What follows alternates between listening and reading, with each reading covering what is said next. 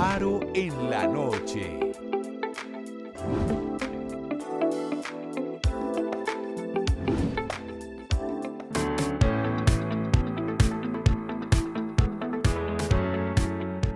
El diácono Alirio Cáceres Aguirre, la hermana Gloria Patricia Corredor y la pedagoga ambiental Alba Cecilia Sandoval estarán conversando junto al padre Ramón Zambrano en este programa de Faro en la noche.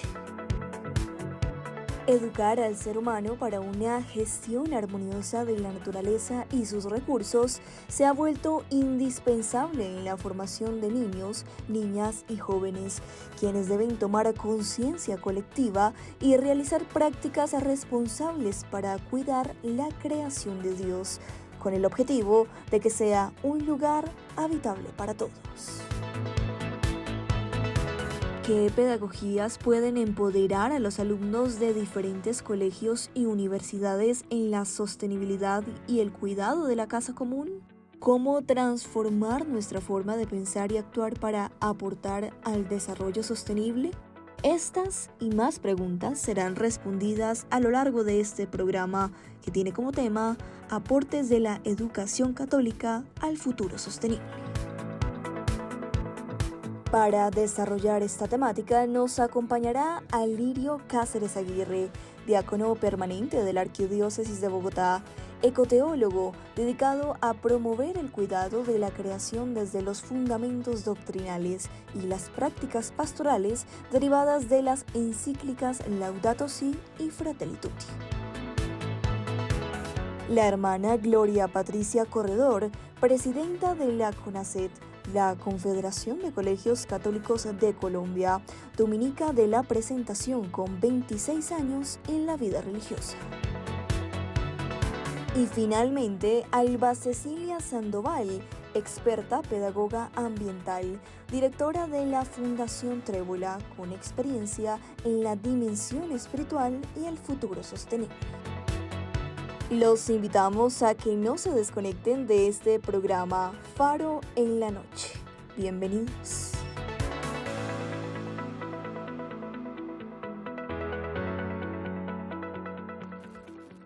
Bueno, el tema de hoy es un tema que nos ha golpeado poderosamente, no solo por la experiencia que hemos vivido con toda esta ola de incendios que han sucedido en nuestro país a causa también del tema climático y de una cantidad de cosas. Por eso estos amigos, estos expertos de estos temas, pues nos van a dar muchas luces para reflexionar y pensar. Aunque el tema central es el aporte de la educación católica al futuro sostenible, pues yo quisiera que primero pensáramos y preguntarle a nuestros amigos que nos acompañan hoy en este conversatorio, ¿cómo les ha resonado en el corazón y en la vida todas estas cosas que vimos? Antiguamente, como decía, uy, que se quemó un cerro por allá, se quemó un cerro, que se quemó, sí, por allá lejos. Pero ahora, como hemos vivido estas experiencias como tan de cerca, ¿qué les ha sonado en su corazón ustedes que son activistas comprometidos con el tema educativo, con el tema ecológico, con el tema medioambiental? Hermana. Sí, realmente es un impacto bien grande porque cada vez uno lo siente más cerca, ¿no? Y precisamente tenerlo que vivir acá en Bogotá, pues es un llamado de atención para ver realmente qué es lo que estamos haciendo, para pasar de un ideario de pronto de una ilusión de trabajar por esa de cumplir en la misma naturaleza, a hacerlo de una manera ya muy concreta, ¿no? Del respeto de la vida, del respeto de la creación, del respeto de todo lo que nos ha dado. Entonces, es un llamado de atención muy grande. Y el hecho de sentirlo tan cercano nos lleva a decir, esta es la obra, es ya o actuamos o actuamos. La conciencia de la emergencia, ¿no? El dolor de los daños irreparables en los ecosistemas, pero también la esperanza de la solidaridad de muchas fuerzas de la sociedad unidas por una causa común, pero también la certeza de la insuficiencia. No basta con la buena voluntad, no basta con los primeros auxilios después de que el incendio, la tragedia se ha generado, sino que tenemos que pensar estratégicamente y con inteligencia la prevención Y eso significa pues un plan de planeación en la sostenibilidad. Ahora sí. A mí pongo a pensar y veo que esto es la consecuencia de muchos años de inconsciencia. Porque yo tengo, este año cumplo 40 años y mis primeros años fueron en un humedal, que hoy ya no es humedal. Toda la planicie de Soacha era humedales hace 30, 35 años.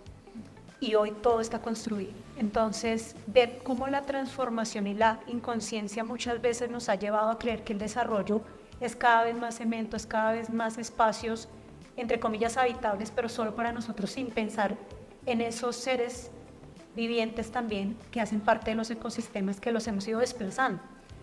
Y hoy ver las consecuencias de todo ese desplazamiento que le hemos hecho una madre tierra a la naturaleza y a la creación en sí misma, y a nosotros desconectándonos de ella. Entonces, creo que este es un momento muy propicio para llamar a esa acción, como dice bien Lili, como dice la hermana, para que no nos quedemos solamente con la intención y con la angustia que puede llegar a generar, porque en momento dado genera angustia, genera preocupación, sino qué podemos hacer. Y qué podemos hacer cada uno de nosotros desde nuestro momento presente para que ese futuro, que en 30, 40 años van a estar viviendo nuestros niños, no sea que yo esté contando, que digan, es que ya no hay cerros, es que ya no hay humedales, porque ya acabamos con todo. Tú dices una cosa bien interesante, y ustedes tres, que son profesores, pedagogos, educadores, activistas en torno al tema ecológico, pues lo tienen muy claro. Han construido una cantidad de espacios en la escuela católica, en el ambiente social, en la vida diaria, de referencia al tema de cuidado ambiental. Pero da la sensación que ahorita estamos en sequía, pero mañana vamos a estar en lluvia abundante. Entonces como que vivimos un poco, sí, de contrastes y manejados por las olas. Entonces hoy estamos terribles, que no hay agua, que hay la sequía, que los cerros, mañana que está inundado todo, que está taponado todo, y seguimos en un ciclo como que nunca terminar, ¿no? Como que hoy es sequía, mañana es incendio, mañana es otra cosa, volvemos, porque esto sucedió también el año pasado y el año antepasado. Entonces, ¿cómo rompemos esos ciclos? Como que esta es la noticia de ahora, pero ya cuando pase, la otra noticia va a ser que está lloviendo mucho. ¿Cómo creen ustedes que ahí rompemos esa estructura para que sea algo mucho más consciente, mucho más profundo, más perseverante, un hilo que sea más transformador de esto y no solo por la tragedia? Empecemos ahora por algo. Yo pienso que más que romper el ciclo, hay que reconectarnos al ciclo, porque justamente esa desconexión del ciclo es la que nos lleva a solucionar la inmediatez. Ahorita necesitamos solucionar la inmediatez del incendio, mañana la de la inundación. Pero ¿por qué digo reconectarnos al ciclo? Porque efectivamente esto no ocurre ni hace ni 2 ni 3 años. El cambio climático y el fenómeno del niño y de la niña han existido en cientos de años. Lo que pasa es que se ha ido incrementando justamente por no prepararnos. Y eso es más o menos como los ciclos de la luna, los ciclos de siembra, los ciclos de cosecha, los ciclos de conexión con la madre, vuelvo, insisto. Antes estábamos como más conectados con eso, ¿no? Total. Y ahorita el llamado es a reconectarnos. No es porque no estemos conectados, porque de hecho creo que todos ahorita salimos al cielo despejado en las noches y ¿qué vemos? La luna que ya casi está llena, ¿no? Entonces todos maravillados con la luna, estamos conectados, pero nos hemos olvidado de esa conexión y es lo que necesitamos recordar, que estamos ahí conectados y que ese ciclo que nosotros estamos viendo como externo también hace parte de nuestro propio ciclo interno. En el caso de nosotras las mujeres, a través de nuestro periodo menstrual, está conectado con la tierra. Y en el caso de los hombres también hay unos ciclos pertinentes a los hombres, pero todos están conectados a la madre. Nos hemos olvidado de eso y entonces creemos, como por ejemplo en el caso de las mujeres, que si nos llega el periodo y nos da cólicos, como entonces si hay mucho calor o mucha agua. No, es entender que ese momento está para vivirlo y hay que prepararnos para eso. ¿Y cómo nos preparamos? La pregunta es, ¿cómo hacemos para que entre todos preparemos eso para el momento de siembra, el momento de cosecha, el momento de cuido? Entonces, por ejemplo, ahorita deberíamos lograr entender que en este momento de sequía es bueno hacer esos jagüeyes, esas zanjas para que cuando venga el momento de agua haya por dónde corra el agua. empezar a preparar esos huequitos para que cuando llegue el momento del agua, que es el momento de la siembra, podamos sembrar. Que esos árboles que sembremos luego los cuidemos, que hoy día necesitamos cuidar todos esos árboles que son nativos y los que no son nativos, irlos reemplazando, que es lo que está actualmente pasando con los cerros. Los cerros tienen una cantidad de vegetación que no es nativa y por ende se prenden mucho más rápido. ¿Sí? Entonces, volvamos a la madre. ¿Qué nos dice la madre? Esto es un bosque alto andino, esto es un ecosistema de subpáramo. Yo les digo a los niños, regresémonos a la montañita, vimos todos los pisos térmicos, sí. ¿A qué altura estamos? ¿Cuáles son los árboles de aquí? ¿Cuál es la vegetación de aquí? ¿Sí? Y volvamos a reconectarnos con ese ciclo para entender que lo que necesitamos es prepararnos, tener, como decía ahorita Lirio, no esperar al momento del SOS, sino prevengamos. Y desafortunadamente la educación y la cultura nuestra ha sido de atender la emergencia y no de prevenir la emergencia. Una palabra clave es territorio, relación ordenamiento territorial. Y el ordenamiento territorial es en torno al agua. Eso aparece en nuestro Plan Nacional de Desarrollo, aparece en una declaratoria de emergencia climática en Bogotá de diciembre del 2020. Está escrito, ¿sí? La ciencia lo plantea. Pero no hemos tenido la voluntad política de trabajar en equipo, de hacer una gran alianza para desarrollar esas condiciones de vida digna, sana y sostenible dentro del territorio. Y pensemos el territorio como casa común, que es un poco la metáfora que plantea el Papa en la encíclica Laudato Si, o la aldea, pensando en el Pacto Global Educativo. O sea, pensémonos como una familia que habita un territorio y le damos un sentido, un valor cultural. Esto en la doctrina social de la Iglesia lo tenemos muy claro. Laudate Deum, por ejemplo, el documento del Papa, el que invita a que alabemos juntos a Dios, plantea fundamentos científicos, fundamentos éticos, políticos y espirituales para enfrentar la crisis climática global, cuyos efectos estamos viendo con los incendios o con las inundaciones, por ejemplo, en el sur de Brasil. Y eso... Hay experiencias. La CLAC, que es la Confederación Latinoamericana de Religiosas, ha venido trabajando desde el año pasado la relación entre ecología integral, territorio y sinodalidad. Es decir, cómo rescatamos esos vínculos sagrados de hermandad, finalmente Fratelli Tutti, la encíclica y el diálogo que el Papa ha tenido con el imán musulmán es el que plantea que es una antropología de relación, de hermandad, de fraternidad. Sin esa conversión de las relaciones va a ser muy difícil que podamos tener una visión, digamos, de buena vida, de vida sana hacia el futuro. Entonces, para mí, digamos, la clave, tomo el dato, ¿no? Se incendia un cerro, se incendia el páramo de Santurbán.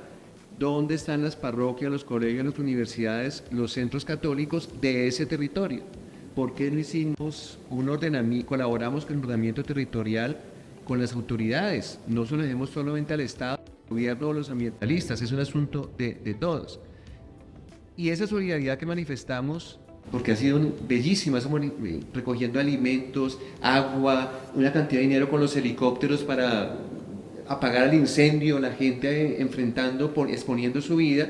¿Por qué no invertimos esa energía también para prevenir y hacer un plan de ordenamiento territorial consensuado, participativo? Y eso creo que nos permite a nosotros pensar en un país tan diverso como el nuestro, como el Caribe, como la Amazonía, como el Tibú, como el Chocó biogeográfico, piensan cuáles son esas formas de reducir, de mitigar y compensar todo ese daño del cambio climático que el Papa llama pues una crisis climática global. Yo creo que la clave ya lo dijeron, ¿no es cierto? Pero quiero reafirmar aquí algo muy importante y es que nosotros estamos definitivamente acostumbrados a reaccionar a lo que sucede. Y yo creo que más que reaccionar nosotros tenemos que ser proactivos en este momento, ¿no es cierto? Porque nos toca, estamos en el presente, proyectarnos hacia el futuro, qué es lo que queremos para que esto no se vuelva a presentar. Y yo creo que si no hay un despertar de conciencia, que nuestro quehacer, que nuestras acciones están realmente impactando el planeta, nuestro territorio, nuestra zona, pues definitivamente no logramos avanzar nada, ¿no es cierto? Entonces yo creo que aquí hay que trabajar desde la concienciación personal, desde ese trabajo que se hace en pequeño para que replique en grande. Y desde la escuela yo creo que tenemos que fortalecer más esa educación desde el manejo de ese conocimiento, porque a veces pasamos temas muy rápido o damos por hecho que ya se sabe, que ya lo conocen, que están de acuerdo, pero hay que formar realmente con temas propios, adecuados, pero también con el desarrollo de habilidades y competencias.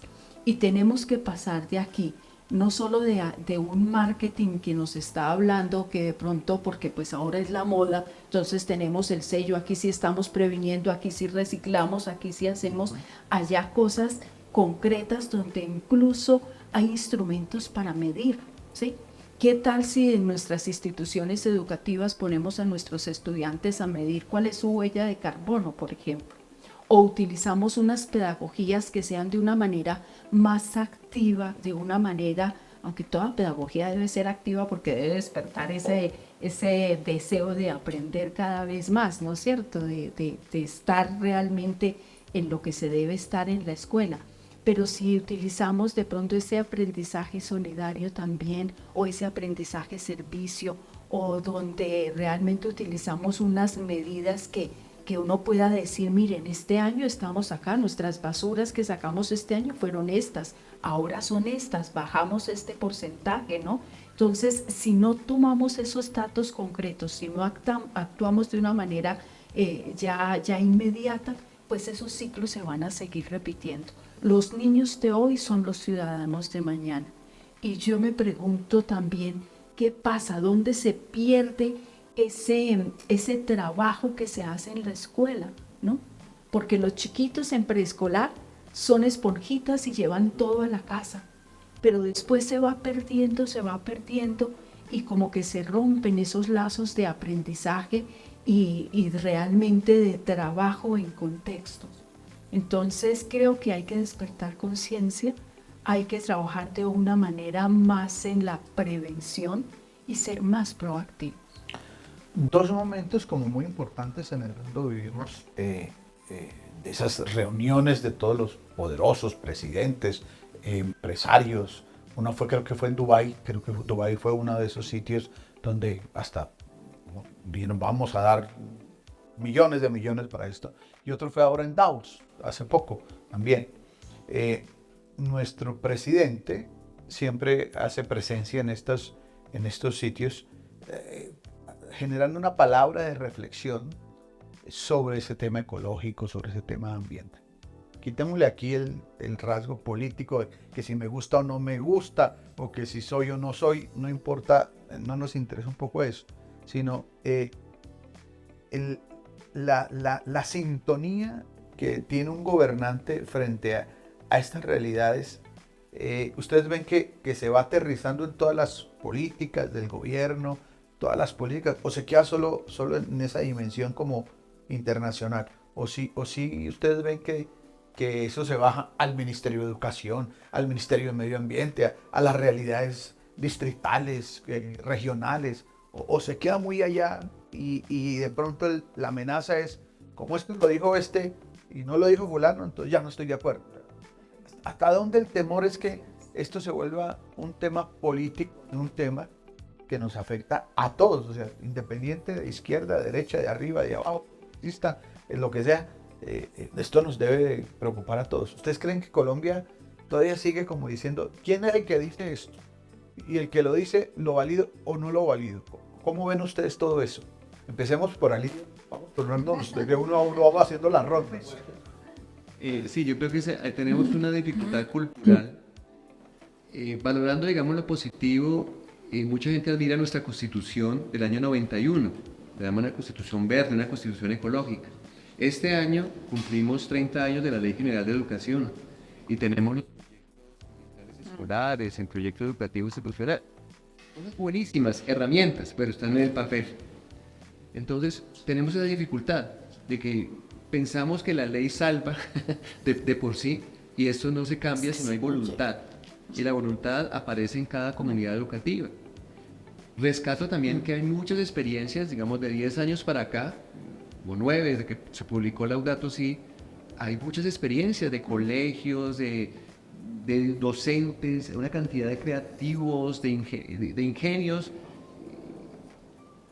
para poder plantear esa transformación, esa conversión ecológica integral. Pero creo que nuestro reto está en tener experiencias significativas que pasen del dicho al hecho.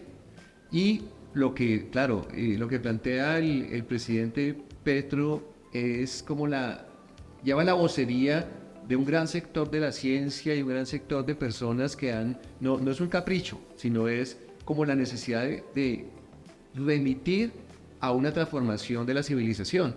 Ahora, ¿cómo se hace? ¿Cómo es esa transición energética, justa, integral, sostenible? Es todo un problema que no le corresponde solamente a un gobierno, a un país, sino tiene que recurrirse a un gran acuerdo, una gran alianza, y eso implica dinero, decisiones políticas, pero yo sí creo que en nuestro contexto, y hablando acá de educación católica, estamos ansiosos y ansiosas de tener experiencias piloto de los colegios, de las comunidades educativas, que realmente se comprometen desde lo más pequeño de la cotidianidad a tener esa cultura del cuidado, no solamente con el reciclaje, sino con el trato humano. Eso es muy importante, porque, y termino con esto, como la ecología integral, traducida a términos académicos, no es solamente el área de ciencias naturales.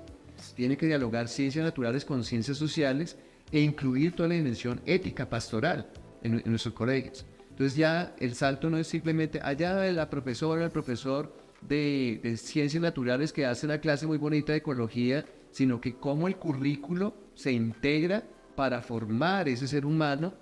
El Pacto Global Educativo lo decide muy bien, y cómo pasamos un poco, como lo que dice la hermana Patricia, a esos sistemas de calidad, ¿sí?, que sean sistemas de ecología integral. O sea, ya no es solamente la clase de ecología, no solamente el proyecto ambiental escolar, tiene que ser el PEI, el proyecto educativo institucional, y toda la estrategia, la institucionalidad puesta en función de esa cultura que el Papa llama una cultura del cuidado, y que reemplaza esa cultura del descarte, que es la que genera esas polarizaciones y esos negacionismos, y está a la base de la ineficacia que tenemos de nuestras políticas, tanto a nivel internacional como a nivel nacional, y yo diría que a nivel territorial. Alirio hablaba en la pregunta anterior sobre el territorio, ¿no es cierto? Y a nosotros nos pasa lo mismo, es que a veces hay grandes documentos, ideales, pero si no se aterrizan, si no bajan al aula, si no llegan a la casa, si no están dentro de nuestra sociedad, pues se pierde todo, ¿sí?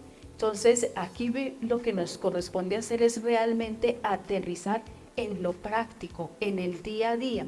A veces esperamos grandes lineamientos, esperamos que el Espíritu Santo nos sople de alguna manera, pero la respuesta está en lo cotidiano, ¿sí? La respuesta está en el hogar, la respuesta está en el salón de clase. Es ahí donde tenemos que trabajar. Pero no podemos desconocer que aquí, cuando se trabaja del medio ambiente, pues hay que pensar también la línea social que eso trae y la línea económica que eso trae, porque claro, esto tiene grandes impactos sociales y económicos. ¿Y cómo entrelazamos entonces esas tres necesidades o tres experiencias urgentes que no podemos abandonar, ¿sí? Que debemos tenerlas pues como en cierta equidad para no perder? Desde CONACYT nosotros hemos trabajado diferentes acciones porque realmente hay que formar y hay que preparar a nuestros estudiantes, especialmente a los docentes, para que ellos puedan. Hicimos un diplomado donde el área transversa era precisamente la ecología integral, cómo integrar al currículo esa ecología integral. También se hizo un diplomado en el proyecto que tenemos con el SENA, donde trabajamos los sistemas de gestión, y ahí estaba el sistema de gestión medioambiental, para que desde la parte directiva pudieran aterrizar también este trabajo pues conjunto y que se necesita. Entonces yo creo que formación hemos dado, trabajo hemos dado, pero toca apasionarnos por esto para poderlo desarrollar realmente en lo concreto, en lo pequeño, para que se vea en lo grande. para mí también la clave está en la cultura y en la transformación cultural, teniendo en cuenta que tenemos una situación que no solo Colombia, sino en general los países latinoamericanos estamos muy conectados a la cultura de la inmediatez. Entonces queremos ver los cambios ya y no entendemos que todo proceso de transformación de hábitos, de conocimiento, requiere un tiempo. Yo vuelvo a lo que hablaba ahorita de la siembra, del momento de cuidar, del momento luego de cosechar. Para eso hay unos tiempos.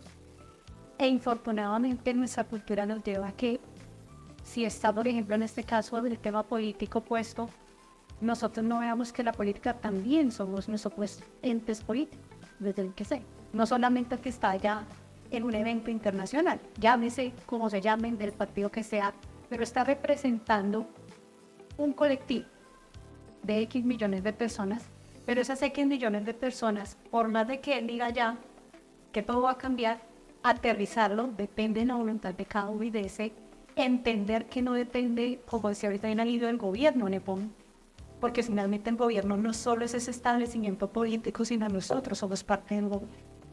Entonces, ¿cuándo empieza eso a caminar de otra manera? Cuando entendemos que cada uno es desde nuestro gol y desde nuestra pasión, desde ese talento o ese don que nos haya dado Dios, que ojalá todos lo encontremos para decir esto es en lo que yo me voy a dedicar la vida entera, en nuestro caso la educación ambiental, para decir necesitamos incansablemente llegar al corazón de la gente porque no se transforma la mente si no se transforma el corazón.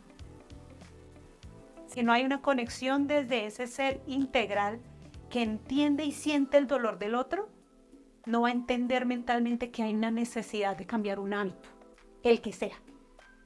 Así sea cerrar la ducha y no desperdiciar algo, porque ahí es donde viene el hábito cotidiano. Entonces, ¿cómo construyo yo el hábito cotidiano? Y un poco lo que decía hace un momento la hermana, ¿en dónde se rompe el vínculo?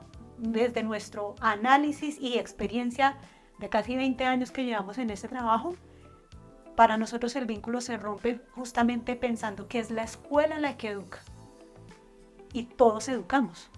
Educamos en la casa, educamos en nuestro sitio de labor, educamos cuando nos subimos a un Transmilenio, educamos en todos los espacios, sin de pronto tener el rótulo o el título profesional. Usted es educador. Todos podemos, a partir del servicio y del ejemplo, inspirar a otros para que hayan esos cambios. Entonces, ¿dónde entra la desconexión del niño? Cuando el niño entra a su casa y dice, papá, tengo que hacer esto, que a mí eso me cuesta plata y es que eso no... Y entonces rompieron la ilusión del niño. ¿Por qué? Porque desafortunadamente esa cultura inmediata está poniendo al papá a pensar en que necesito conseguirlo de la comida para el mes. Necesito subsistir. Entonces, el papá se desconectó en algún momento de ese proceso, por ende lleva al niño a que cuando él crezca diga, no, eso no importa porque lo que necesito es producir. Irme a lo económico, siendo que en este caso no hay posibilidad de desarrollo sostenible si no están los tres componentes que habló la hermana: el social, el ambiental y el económico. Y nosotros lo ponemos, nos gusta mucho jugar y lo ponemos como el sea. Sea usted el cambio, sea es la S de social, la E de económico y la A de ambiental. Pero sea usted el agente de cambio. No espera que otro sea el que lo haga. Vamos en Pablo y la noche, estos mensajes son muy importantes y seguimos conversando de este tema. Luego para todos. Estás viendo Faro en la noche. Esta conversación que hemos tenido, pues digamos, hay un ambiente de mucha esperanza en torno a la conciencia que los niños y los jóvenes tienen de este tema. Por la misma escuela, por la misma conciencia social. Pero algo desalentador genera el presente y el futuro inmediato, que parece que nosotros no tomamos mucha conciencia de eso los adultos, del tema ecológico. Hace poco mostraban en las noticias que, por ejemplo, hay una proliferación de roedores en Bogotá y en algunas otras ciudades, ¿sí? La reacción de todos los adultos es que las alcaldías traigan las plagas y hagan las campañas para erradicar los roedores. Cosa sería, por ejemplo, en Nueva York, eso fue como una cosa bien compleja, ¿no? Pero pero después cuando vamos a escarbar, el asunto es que la proliferación de basuras, todo ese tema de la separación de basuras, de reciclaje de la basura aquí, como que eso no. ¿Sí? Es como que el adulto joven y el adulto adulto pareciera como que hay que hacer mucha más pedagogía. Es más, en esta conversación ustedes mismos nos han ratificado que mientras que el niño está formado, que eso no se debe hacer, que sí, que eso hay que cuidar, no sé qué, el adulto ya tiene otros criterios, ¿verdad? Y ya algunas veces decimos, loro viejo no aprende a hablar. O sea, hay que hacer ahora mucha más pedagogía en la gente adulta, que es la responsable inmediata de esto, pensando también que le van a dejar algo, que le vamos a dejar a los de atrás, si seguimos así como tan indiscriminadamente quemando, botando basura, maltratando el agua, pensando en construir más que en cuidar los humedales. Pareciera que como que la escuela católica o la escuela en general tiene conciencia de que eso que hay muchos planes para los niños. Pero ¿qué hacemos con los adultos y con nosotros que ya somos mañosos y lo que tú decías por ahí? Abrimos la ducha y 20, 30 minutos y no pasa nada, no hay conciencia de eso, así haya sequías. ¿Qué hacemos ahí? ¿Cuál es el aporte real y concreto que ustedes piensan que el mundo católico, la Iglesia Católica debe hacer en estas cosas? A los sacerdotes, a los obispos, a los diáconos, a los consagrados, a los laicos. ¿Cuál es el aporte que podemos hacer para que no se vuelva solo un eslogan del Papa Francisco y unas bellas campañas de sembrar árboles, sino algo más? Porque ahí hay algo que como que no está claro. Empecemos por la pedagoga. Pues mira, ese refrán de loro viejo no aprende a hablar es algo que hace parte de nuestras creencias, yo llamaría limitantes, para entender que todos en el mundo tenemos la capacidad de reacondicionar y reprogramar nuestro cerebro. Y si nos remitimos a la ciencia actual, se habla mucho de la neuroplasticidad y cómo tú puedes darle nuevas instrucciones a tu cerebro como un software y un hardware, ¿sí? Entonces, reprogramémonos y volvamos a ver que sí hay posibilidad en nuestro cerebro hasta que nos muramos de cambio. Y todos los días cambiamos. Dentro de esas pedagogías o estrategias que hemos visto que pueden llegar a conectar con las diferentes poblaciones, juvenil, adulto joven y ya adulto más mayor y muy mayor, es lograr conectar con algo que realmente lo motive. Infortunadamente esa carrera contra el tiempo que tenemos desde los diferentes espacios que cada uno habita hace que no podamos llegar a esa minucia probablemente con cada persona. Pero sí se identifican unos grupos en donde hay gente que le interesa la plata, ¿sí? Entonces, venga, yo le digo a usted cómo ahorre y no le afecte el bolsillo haciendo estas prácticas ambientales. ¿Sí? ¿Cómo usted le puede disminuir la tarifa del aseo si usted hace una adecuada separación en la fuente de su conjunto residencial? Actualmente las tarifas de aseo se han disparado en Bogotá. Y eso lo vemos en nuestro recibo del agua todos los meses. Pero ¿qué es más fácil? No, pues aquí pague. ¿Cierto? Entonces, al que le interesa la plata, pues no le metemos por la plata. Al que le interesa qué futuro le vamos a dejar a nuestros hijos, los que tienen hijos, o perrijos o gatijos, porque ya hay que ampliar ese ecosistema de la familia, porque ya no es solamente el hijo humano, ¿cierto? El perro hacen parte. ¿Qué va a dejar usted? Los perros, dicho sea de paso, se están enfermando mucho en este momento de cáncer, como los humanos. ¿Por qué? Por el tipo de alimentación que están recibiendo. Entonces, es lograr entender y conectar con qué es lo que a esa persona, llamémoslo así, le duele, qué es lo que hace que se mueva.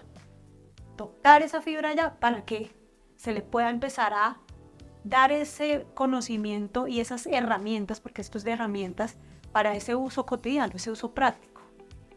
Que vayan sobre todo enfocadas, y esto lo han criticado un montón y han dado palo en muchos lados, a decrecer.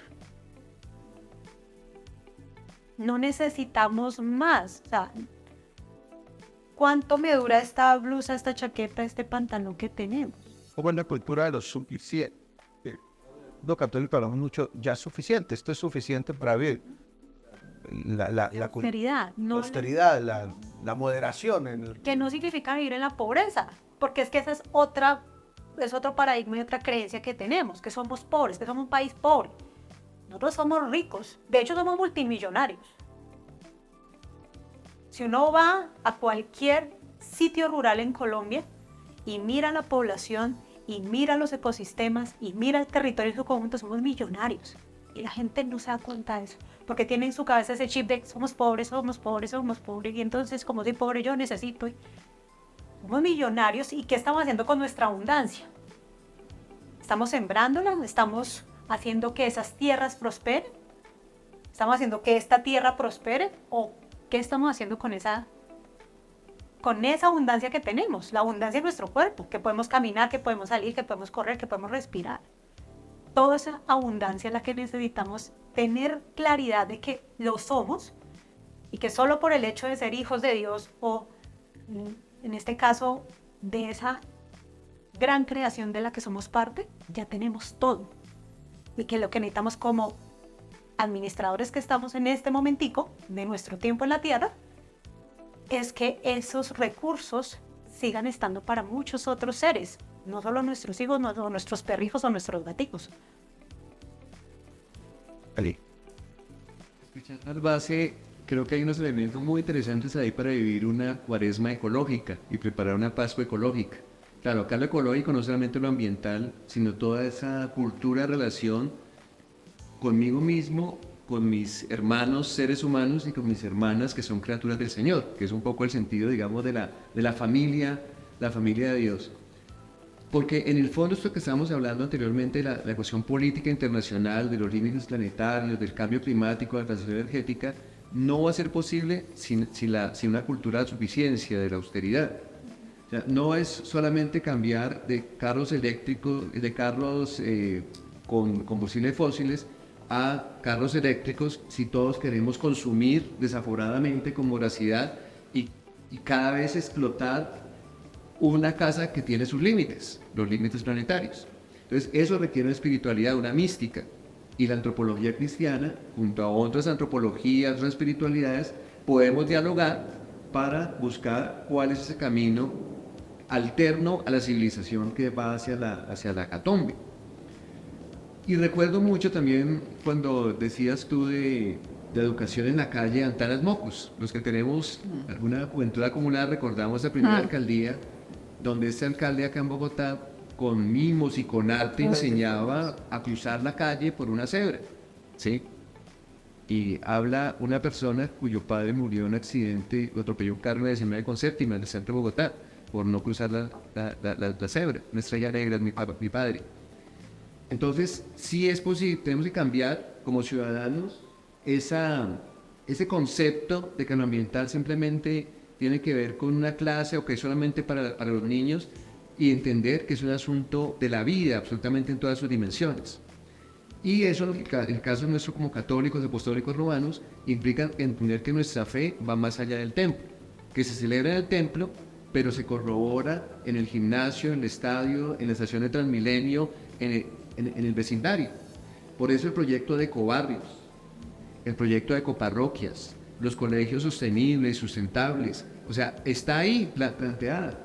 Y el Vaticano, aprovecho por hacer esa cuñita, tiene una plataforma de acción Laudato Si. El Papa lo planteó del año 2021, la hemos desaprovechado, porque está diciendo, tu familia puede hacer un camino de 7 años para volverse una familia Laudato Si. Tu colegio, tu universidad puede organizar un plan, un sistema de gestión de ecología integral y en 7 años ir caminando poquito a poquito para transformar y dar ejemplo con el testimonio. Yo creo que la coherencia acá es muy importante. Y termino recordando a Clara Elisa Morales, que es una animadora Laudato Si, del movimiento Laudato Si en República Dominicana.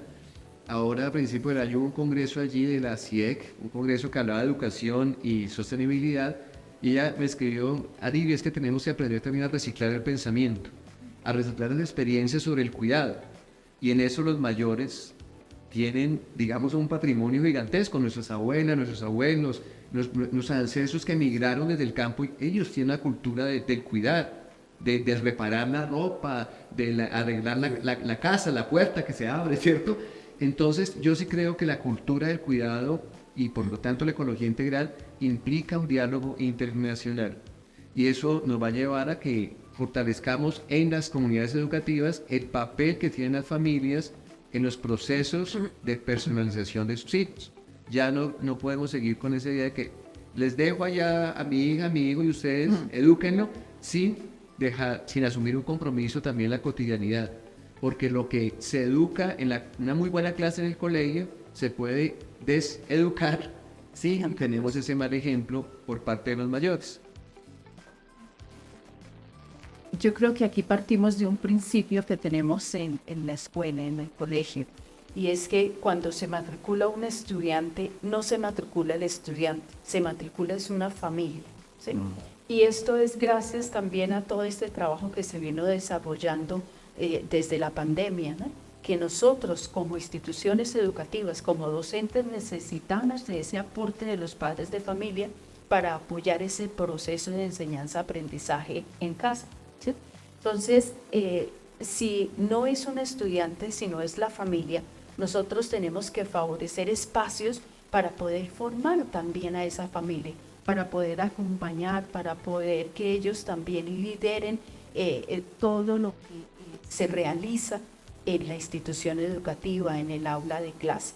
Entonces creo que eso es lo primero, a través de las charlas de padres de familia, a través de los encuentros, a través de esa formación que nosotros realizamos también con el testimonio, con nuestras aulas, con los mensajes que enviamos.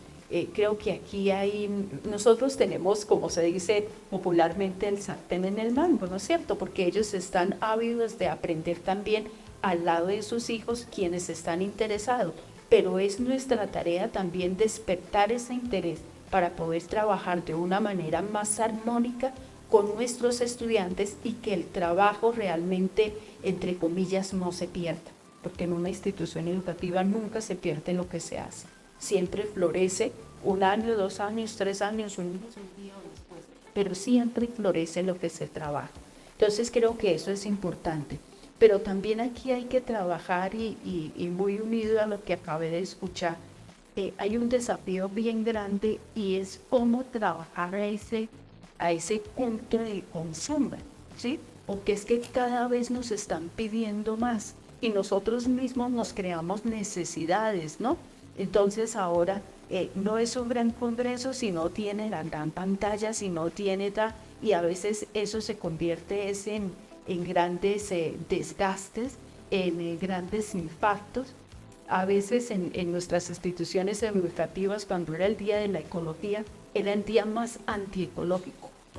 Sí, era el día más antiecológico, era el día que salía más basura, era el día más desorden, era el día de más burning también. Entonces, ¿cómo desmitificar que si no tengo lo último de moda, que si no, es que el hombre está como que quiere consumir, aprender, ir más allá? Entonces, ¿cómo trabajar realmente ese punto en consumo?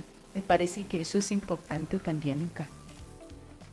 Quisiera que ya cuando vamos terminando este faro en la noche, al que realmente les agradecemos muchísimo a ustedes por colaborarnos y de hacernos pensar sobre estas cosas, pudiéramos como responder 2 preguntas y por eso les pediría que fuéramos como también muy concretos en esas respuestas. La primera, el colegio, hemos hablado mucho del colegio, o sea, el colegio, la universidad, el aula, tiene un papel protagónico en la sociedad, sigue siendo un centro importante en el desarrollo del niño y del joven. Se hacen muchas cosas dentro del colegio, nos ha dicho la hermana, usted nos ha dicho muchas actividades. Pero pareciera que por ser una comunidad, digamos, cerrada, la implicación y el impacto que tiene a nivel social en su comunidad, en su barrio, en las instancias ambientales, es poca. Se debería implicar más a cada colegio, a cada universidad, en una conciencia no solo ecológica interna de la comunidad educativa, sino que también parte de la comunidad educativa es la Junta de Acción Comunal, los vecinos del barrio, el parque donde también fuman y consumen marihuana, debería haber como una explosión, digamos, de pedagógica que salga no solo, que no se quede solo ahí, que ya es mucho porque tiene un impacto muy grande, sino que salga a la sociedad. ¿Eso falta o tal vez que lo desconocemos? Empecemos por la presidenta de CONACYT. Dando pasos. Se están dando pasos porque cada vez vemos más que la institución educativa no debe ser de puertas cerradas o de muros hacia adentro. La institución educativa tiene que abrirse, tiene que mirar su entorno y la implicación que tiene en el entorno. Y precisamente el aprendizaje, el servicio, en la pedagogía por proyectos, ahora el trabajo que estamos haciendo y que queremos desarrollar acá en Bogotá sobre escuelas ocurrentes, es precisamente eso, es salir del aula, es salir de la escuela para generar mayor impacto en el entorno, ¿sí? Y si ustedes recuerdan antes, en un pueblo se necesitaban 3 figuras. Bueno, la del alcalde, pero además el sacerdote, la monja y el maestro, el profesor, ¿no es cierto? Y eran los líderes del pueblo, eran quienes manejaban, quienes orientaban, quienes ayudaban. Pues yo creo que ahorita el docente debe recuperar también ese trabajo que debe hacer de impacto en el entorno. Hace unos años hicimos en CONACYT la expedición pedagógica y cuyo objetivo era ese, salir. Nos fuimos de expedicionarios y teníamos todo el cine de la expedición pedagógica con nuestra agenda, con nuestros procesos, con nuestra cartilla, con la guía de observación, porque queríamos saber qué estaba pasando en el entorno, cuáles eran las experiencias del aula y donde este salir nos ayuda a crecer, no solo a que nos conozcan, sino a conocer y qué podemos cambiar y transformar en nuestro interior para generar más. Me quedo pensando un poco en las instituciones públicas, que desafortunadamente no tienen esa capacidad de acción como las instituciones privadas en términos educativos. Y creo que hay un gran reto desde el punto de vista de justamente el consumo, pero en este caso el consumo de información, porque la información que le está llegando hoy día a muchos chicos y a muchos jóvenes es información caduca, que no aplica a la vida diaria. Entonces siento que hay un reto desde todo el sistema educativo de volcar la mirada afuera, pero afuera a mi entorno directo. Entonces, ¿cómo puedo desde esa relación escuela y comunidad construir esos conocimientos que necesito para que el día de mañana no solamente sea un buen profesional, abrimos comillas, graduado, con títulos, sino que sea un buen ser humano en relación a ese servicio que necesito yo crear con mis cercanos? Entonces, creo que hay un exceso también de información en muchos contenidos, en el sentido de que llenan la mente de cosas que cuando las voy a poner en práctica, no veo esa conexión, no veo esa referencia. ¿Por qué? Porque se ha quedado de puertas para adentro. Desafortunadamente no son tantos las escuelas, los colegios e incluso las universidades que hacen sus currículos basados en proyectos. Y los que lo hacen muchos quedan en el papel, porque el PEI es un proyecto educativo institucional, pero queda ahí en el papel. Y si uno mira, el 90% de los PEI de los colegios son en reciclaje. Y hay otra cantidad de temas que se quedan por fuera, precisamente por no poder conectar o ver esa relación con el entorno. Entonces creo que hay un reto bastante alto en conectar esa realidad en la que la escuela está inmersa, asociado de los conocimientos, habilidades, capacidades e incluso esas herramientas puntuales que le van a ayudar a la persona en un futuro a convivir con otros. Ahí. Si la pregunta definitivamente sí tenemos que recuperar esas relaciones de responsabilidad social con el entorno, con el territorio. Y yo diría que cualquier comunidad educativa que no haga florecer lo que está alrededor, algo está fallando, ¿sí? Por sus obras los conoceréis.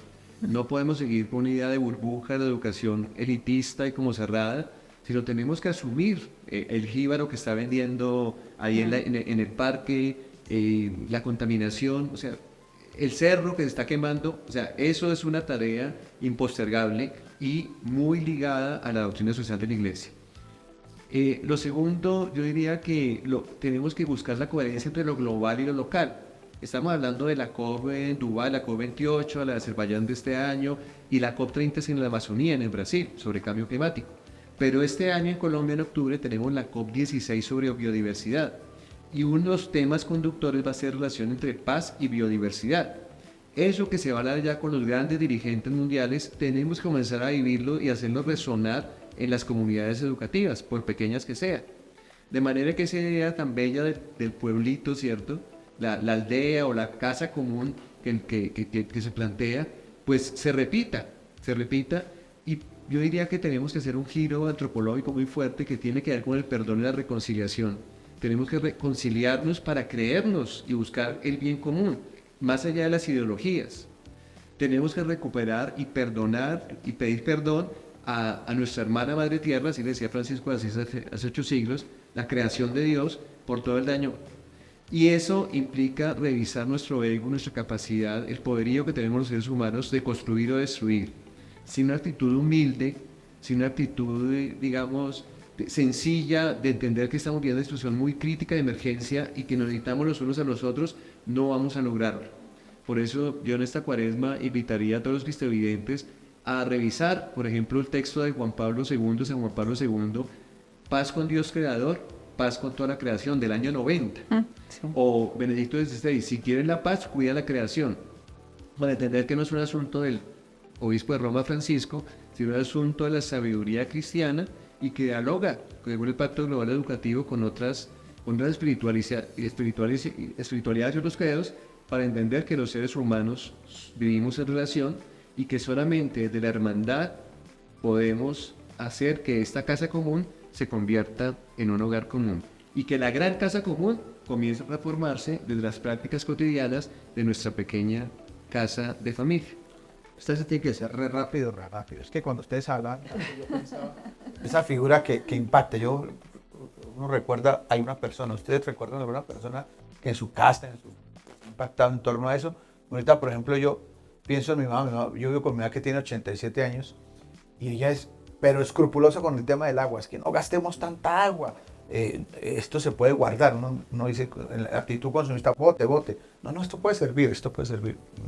Ahora entiendo muchas cosas de mi mamá, pero ustedes han tenido alguna persona así que uno dice, esta persona a mí me ayudó mucho en ese tema de educación ecológica y ambiental, una persona que recuerden ustedes sin demorarnos mucho, pero sí haciéndole como gracias a esa persona me puso a pensar. La abuelita María, abuela materna, por 3 cosas, ¿no? El amor, por el cuidado de la familia, uno en el ordenamiento, ¿no? Y el ahorro de todo, ¿sí? Agua, energía, ropa, ¿sí? Segundo, por la capacidad de amar, el alimento. Cualquier persona que llegaba, había comida para cualquiera, cualquier visitante, ¿sí? Y tercero, lo estético. Pues en esa época teníamos mirlas, canarios, tuvimos los prohibidos. ¿Sí? Y entonces la abuelita cantaba con la mirla. ¿Sí? Entonces yo creo que esa dimensión estética, la contemplación de la belleza, es importante sumar la dimensión ética, económica, política que hemos hablado en este paro de la noche. Yo lo voy a condensar en mi familia, porque no ha sido una, sino la familia en la que yo me crié.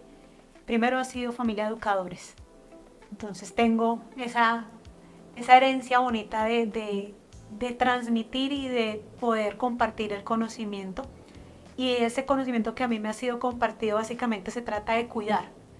Y remito acá una frase de hace mucho tiempo que me dijo mi papá, y él me decía, es muy fácil tener cosas, lo difícil es mantener esas cosas. Entonces, el cuidado. Yo me dedico a mi formación como religiosa. Mi hermana Leonor del Salvador, ella ya murió, pero ella tuvo que vivir parte de la guerra de Europa. Entonces ella traía pues en su mente todo lo que le tocó vivir y cómo se protegieron y se salvaguardaron. Y ya cuando estuvo aquí en Colombia, entonces ella fue un testimonio de que había que cuidar el agua, que no podíamos desperdiciar papel, que teníamos que apagar la luz. Entonces un testimonio de vida fruto de una experiencia fuerte que la llevó realmente a ayudarnos a los demás a entender eso y a poderlo vivir también. Bueno, muchas gracias. Realmente ha sido un conversatorio que seguramente también a ustedes cristoyentes les ha gustado y les ha servido mucho para pensar en todas esas cositas que tenemos que cuidar, no derrochar, para sentirnos parte de esta casa común. Recuerden siempre que el canal Cristovisión es su casa. Muchas gracias, Padre Ramón. A ustedes, queridos amigos, gracias por ver el mundo con los ojos de Jesús y sigan, compartan este programa que no solo está en toda la red de Cristovisión, también está en el canal de YouTube y también estamos en el podcast que ahora subimos de este programa, este conversatorio, en los podcasts de Cristovisión. Felicidades. Faro en la noche.